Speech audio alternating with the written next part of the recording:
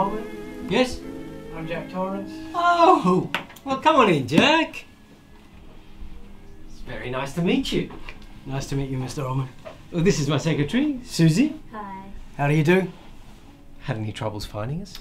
Oh, no trouble at all. I made the trip in 3.5 hours. Well, that's a very good time. Well, please sit down, Jack. Just make yourself at home. Would you like some coffee? Oh, if you're going to have some, I wouldn't mind. Thanks. Susie? Sure. Oh, and would you ask Bill Watson to join us? Yes, I will. Did they give you any idea in Denver what the job entails?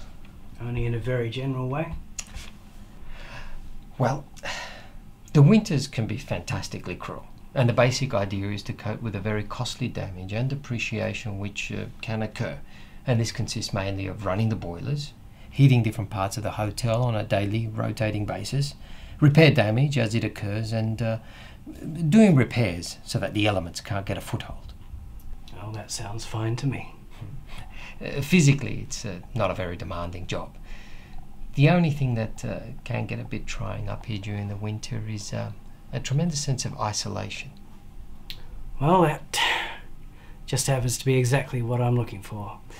You see, I'm outlining a new writing project, and 5 months of peace is what I want. That's very good, Jack, because for some people, solitude and isolation can, of itself, become a problem. Not for me. How about your wife and son? How do you think they'll take to it? They'll love it. Great.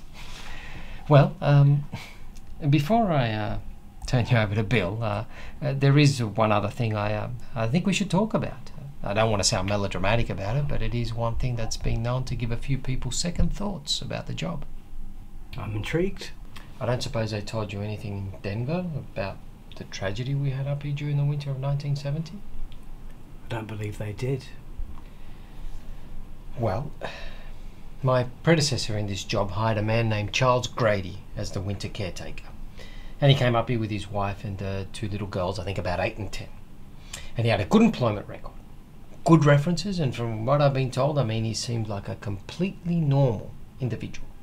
But at some point during the winter, he must have suffered some kind of a complete mental breakdown. He ran amok and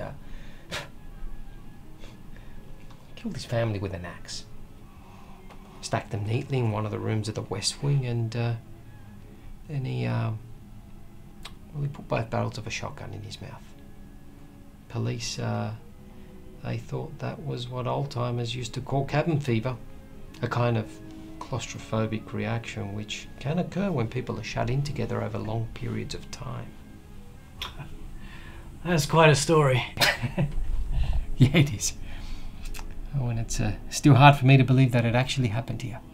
But it did. And I think you can appreciate why I wanted to tell you about it.